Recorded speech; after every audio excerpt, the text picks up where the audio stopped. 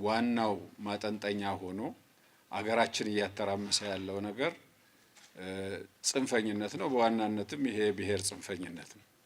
በተለያየ አቅጣጫ ይምጣም፣ በሰሜን በቲፒኤልኤፍ አክራሪ አመራሮች በኩል ይምጣ፣ በአማራ ፋኖ በሚባሉ አክራሪ የአማራ ናሽናሊስቶች ይምጣ፣ በኦሮሚያ በሸኔ ስም በኦነግ ስም በኦላ ስም የሚንቀሳቀሱ አክራሪዎች ስም ይምጣ፣ በአብዛኛው በሀገሪቷ ውስጥ እየተካሄደ ያለው ነገር የብሔር ጽንፈኝነትና ከዚህ ጋር ተያይዞ እኔም ማልመራት እኔ እንደፈለኩ ማላረጋት ኢትዮጵያ ለኔ አጠቅመኝም። ስለሆነም ይሄንን ሰላሟን በማደፍረስ አጠቃላይ እድገቷን በመክታት ችግር ውስጥ የመክተት አይነት አባዜ ነው።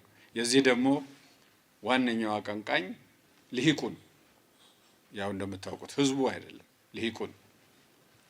ይሄ ልሂቅ ከየትኛውም ብሔር ጫፍ ይምጣ ከራሱ ስልጣን ፍላጎት ባሻገር የህዝብ ደህንነትን የሀገር እድገትን ሉዓላዊነትን የሚያከብር ኃይል አይደለም።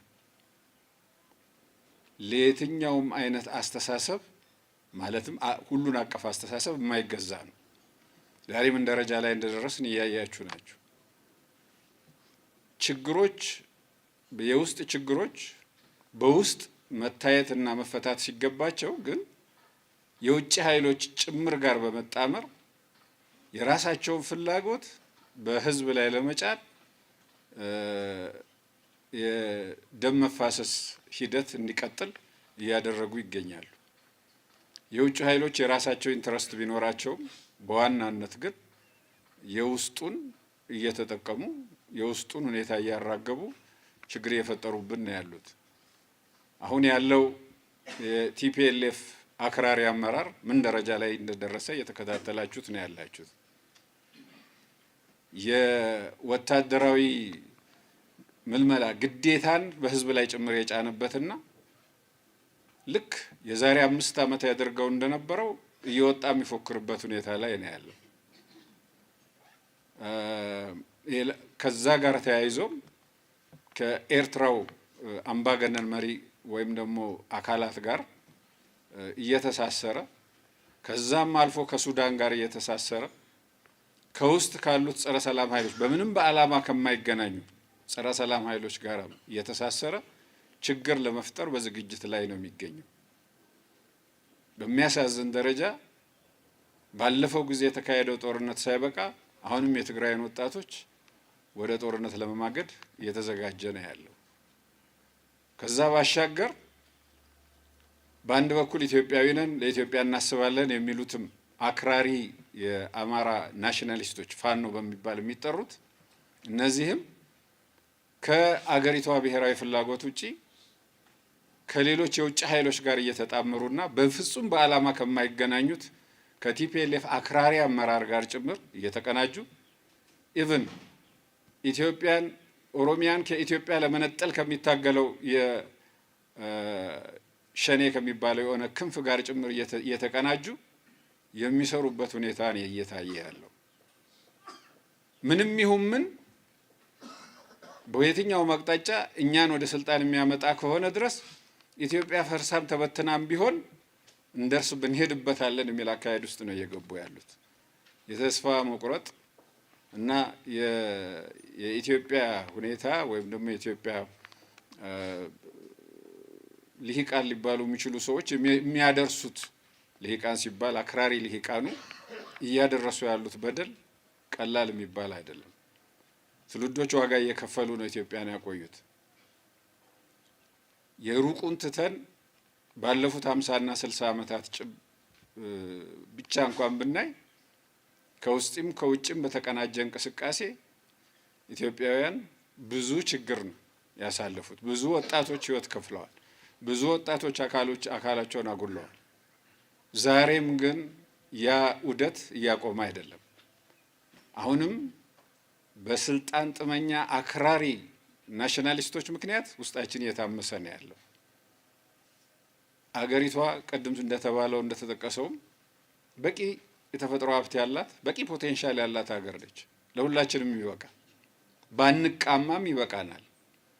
ግን የልሂቃኑ ስስት እኔ ብቻዬን ካላስኳት ከሚል አስተሳሰብ ግን ወጣቶች ህይወት እንዲከፍሉ አገር እንድትደማ ያለን ሪሶርስ ወደ ሰላም ሳይሆን ወደ ጦርነት ብቻ እንዲውል እየተደረገ የቆየንበት ሁኔታ ነው ያለው።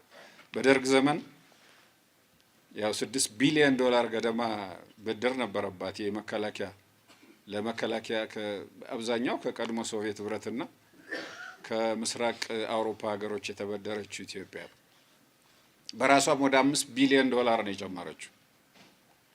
ይሄ ተደምሮ ሲታይ ወደ 11 ቢሊዮን ዶላር ነው ለጦርነት ወጪ ሆነው። ይሄ ገንዘብ ለልማቱ ውሎ ቢሆን ወደ 2000 አንደኛ ደረጃና ሁለተኛ ደረጃ ትምህርት ቤቶች፣ ከ100 በላይ ሆስፒታሎች፣ ከ10 ያላነሱ ዩኒቨርሲቲዎችን መገንባት የሚያስችል ነበር። ኢትዮጵያ ከማደግ ይልቅ በእንደዚህ አይነት ሪሶርሷን በውስጥ ችግር ላይ በማዋሏ ምክንያት ከአካባቢው ወይም ደግሞ ሌሎች ከደረሱበት የእድገት ደረጃ ዛሬ የት ትደርስ እንደነበር መገመት አያስቸግርም። ያ ሳያንሰን ባለፉት 5 ዓመታት ብቻ እንኳ ያወጣነው ወጪ ደግሞ እጅግ ከባድ ነው። ይሄ ወጪ ለልማት ውሎ ቢሆን ኖሮ የት ያደርሰን ነበር? ከዚህም ባሻገር በአገሪቷ ተቋማት ላይ ያደረሰውም ጉዳት ቀላል አይደለም። አገር እንደ አገር እንዳይቀጥል፣ ተቋማት ተጠናክረው እንዳይሄዱ የደረሰው በደል ቀላል አይደለም። በመከላከያ ላይ በራሱ አክራሪ የቲፒኤልኤፍ አመራሮች ባደረሱት ደግሞ በወሰዱት የጥቃት እርምጃ ታስታውሱታላችሁ። የጠፋው ንብረት፣ የጠፋው የመከላከያ ትጥቅ፣ እንደ ተቋም የደረሰብን ጉዳት በጣም ከፍተኛ ነው። ይሄ ሀገር ሀብት ነው። የሀገር ሀብት ነው እየወደመ ያለው። እነሱ ወደ ስልጣን ሲመጡ ኢትዮጵያ፣ እነሱ ከስልጣን ሲወርዱ ደግሞ የማትፈለግ ኢትዮጵያ እየሆነች ስለሆነም ለውጭ ጠላት በሚያጋልጠን ደረጃ ውስጣችን እያዳከምን ሄድንበት ሁኔታ ነው ያለው። መከላከያ ራሱ በዚሁ በአጭር ጊዜ ውስጥ እንኳን በ50 እና 60 ዓመታት ውስጥ 2 ጊዜ 3 ጊዜ ፈርሶ የተሰራበት ሁኔታ ነው ያለው። ተቋማት በቀጣይነት እንዲገነቡ እስካልተደረገ ድረስ ሀገር ሊቀጥል አይችልም። እንግዲህ ይሄ ሁሉ በደል የሚፈጸመው ግን በዚሁ በአገር ልጆች ነው። ችግሮቹ በሰላም የማይፈቱ ሆነው አይደለም፣ ግን አክራሪ አቋም በመያዝ ለውይይት እና ለመግባባት እድል ከመስጠት ይልቅ ለንትርክ እና በነፍጥ የመፈታተሽ ጉዳይ ስለሆነ ይሄ ደግሞ ከቆየው አካሄድ ጀምሮ ተያይዞ የመጣ ስለሆነ ትውልድ ዋጋ እየከፈለበት አገር እየደማ ከእድገት ወደ ኋላ እየቀረን ህዝቦቻችን ከድህነት ወጥተው ልክ ሌላው ዓለም እንደደረሰበት በሰላምና በተመቻቸ በተደላደለ ሁኔታ መኖር ሲችሉ ግን ቁልቁል እየሄድን ወይም ደግሞ ባለንበት እየቆምን የምናዘግምበት ሁኔታ ነው እየተፈጠረ ያለው። ከዚህ መውጣት አለብን። በዚህ ላይ ደግሞ ዙሪያችን እያንዣበበ ያለው አደጋ በኋላ በጽሁፍ አቅራቢዎቹ በዝርዝር የሚቀርብ ነገር ያው እያያችሁት ነው። በኤርትራ በኩል ያለው ነገር፣ ሱዳን በኩል አቅጣጫ እየተፈጠረ ያለው ነገር፣ ከሶማሊያ አካባቢ እነዚህ ዙሪያችን እያንዣበቡ ያሉ አደጋዎች በውስጣችን ላይ ተጨምረው ሌላ ችግር የሚያስከትሉ ናቸው። ስለሆነም ጊዜው ንቃት ይፈልጋል፣ ጥበብ ይፈልጋል። ከዚህ ችግር ውስጥ ለመውጣት እንዴት መሄድ አለብን የሚለውን ነገር ሰፊ ውይይትና መግባባት ይጠይቃል። ብሔራዊ ምክክር ኮሚሽኑ ትላንትና 8 አጀንዳዎች ዘርግቷል። ከሐምሌ 8 ጀምሮ ደግሞ ውይይት እንደሚያካሄድበት አቅርቧል። ትልቅ ተስፋ ሰጪ ነው። ይሄ ልሂቅ የኢትዮጵያ ልሂቅ ሁልጊዜ የችግር አካል እንጂ የመፍትሄ አካል ሆኖ የማያውቀው ቢያቅም በጣም በጥቂቱ፣ አብዛኛው ግን የዳር ተመልካች ሆኖ እንዳለ ሲገለጽ ቆይቷል። ስለሆነም የመፍትሄው አካል ሆኖ በዚህ ውይይት ላይ በጽናት ከተሳተፈ ለውጥ የማይመጣበት ምክንያት የለም። ልንግባባ ማያስችለን ነገር የለም። መግባባት ይቻላል። በእርግጥ ይሄ እንደ ፖለቲካ የፖለቲካ አመራሮች ስራ ሊሆን ይችላል። እኛ እንደ ወታደር ማድረግ ያለብንን ማድረግ ይኖርብናል። የታወቀ ነው። እንደ ወታደሮች ካለብን ሁኔታ አንጻር ለስራው መዘጋጀት ይጠይቀናል። ዘመኑ የሚጠይቀው ጦርነት ከዘመኑ ቴክኖሎጂ ጋር የዘመነ የሄደበት ሁኔታ ነው ያለው። ከዚህ ጋር አብሮ መሄድ ይጠይቀናል። በድሮ አይነት የሰራዊት ግንባታ መቀጠል አንችልም። አዲስ ከመጣው የድሮን ጸረ ድሮን ወዘተ ሚሳይል ከነዚህ ቴክኖሎጂዎች ጋር በይበልጥ መተዋወቅና በእነዚህ ሊቃጣብን የሚችለውን ጥቃት ደግሞ መመከት መቻል ይኖርብናል። ስለሆነም ሰራዊታችን የውስጥ ችግሩን ከመቋቋም ባሻገር ከውጭም ሊመጣ የሚችለውን ደግሞ በዘመናዊ ቴክኖሎጂ የውስጡም ዘመናዊ ቴክኖሎጂ አይታጠቅም እያልኩ አይደለም፣ ግን ከውጭ በስፋት ሊመጣ የሚችለውንም እያሰበ ከዚህ አንጻር የሰራዊታችን ስልጠና ሞደርናይዝ እየተደረገ ጊዜውን የሚመጥን እየሆነ ትጥቃችንም ጊዜውን በሚመጥን ሁኔታ መንግስት እና ህዝብ ካለው አቅም አኳያ እየታጠቅንና እየተዘጋጀን መሄድ ይጠይቀናል። እንግዲህ እንዳለ ሆኖ በአጠቃላይ በውይይቱ ብዙ ሀሳቦች ይነሳሉ፣ ምክረ ሀሳቦችም ይቀርባሉ።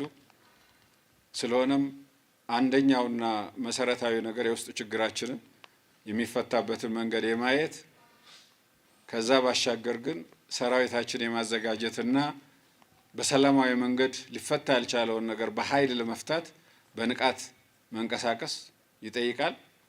ከዛ ባሻገር ህዝቡን ለሰላም ማነሳሳትም ይጠይቃል። ሰላም ለኢትዮጵያ የሚል አጀንዳም ቢሆን ከፍቶ ህዝብ በሙሉ ለሰላም እንዲወጣና እንዲጮህ መደረግም ይኖርበታል እና በአጠቃላይ ሰላምን ለኢትዮጵያ ማምጣት ማለት ኢትዮጵያን እንደ አገር ማስቀጠል ብቻ ሳይሆን እድገቷንም ማስቀጠል ማለት ስለሆነ ከዚህ አንጻር መረባረብ ይጠይቃል። እንግዲህ በዚህ ኮንፈረንስ በርካታ ሀሳቦች ይነሳሉ። ሁሉንም እዚህ ጋር ማንሳት አይቻልም። እንደ እድል ሆኖ የዛሬ አቅራቢዎች በልምዳቸውም በእውቀታቸውም በጣም የበለጸገ አስተሳሰብ ያላቸው ናቸው። ጠቃሚ የሆኑ ምክሮችን እንደሚያስተላልፉ፣ ትልልቅ ሀሳቦችን እንደሚያነሱና ውይይቱ ህይወት ያለው ለቀጣይም ለስትራቴጂክ አመራሩ ጥሩ ግብአት የሚሆን ሀሳብ እንደሚያነሱ ተስፋ አለኝ። ሁላችሁም የኮንፈረንሱ ተሳታፊዎች በጥሞና እንድትከታተሉና ሀሳብም እንድትሰጡ የሀገራችንን የወደፊት ተስፋ አብረን እንድናበለጽግ ጥሬን አቀርባለሁ። አመሰግናለሁ። በዋናነት ይሄ አሁን የተሰጠው ርዕስ አሁናዊ የኢትዮጵያ ብሔራዊ ደህንነት ተግዳሮቶችና የመፍትሄ አቅጣጫዎች የሚለው በጣም በየዓመቱ የሚካሄድ ነገር ቢሆንም እንደ አጀንዳ የሚወሰድ ቢሆንም በመሰረቱ ግን ደግሞ አሁን ባለንበት ሁኔታ በጣም አስፈላጊና ወቅታዊ የሆነ አጀንዳ ነው። ያለንበት ሁኔታ ግልጽ ነው። በውስጥም በውጭም ችግሮች ያሉበት ሁኔታ ነው። በእርግጥ ሁለቱንም እኩል አድርጎ ማቅረብ ትንሽ ያስቸግራል። የሚያመዝነው ውስጣዊ ሁኔታችን፣ ዋናውም ቁልፉ ነገር ውስጣዊ ሁኔታችን ነው። የውጭው ያንን እየተጠቀመ የሚመጣ ነው። በውስጣዊ ሁኔታችን ላይ ብዙ ዛሬ የሚያቀርቡ ጽሁፉን ማለትም ጽሁፍ የሚያቀርቡ በጉዳዩ ላይ ሀሳብ የሚያነሱ ሰዎች አሉ። እኔ ወደዛ ውስጥ በዝርዝር አልገባም ግን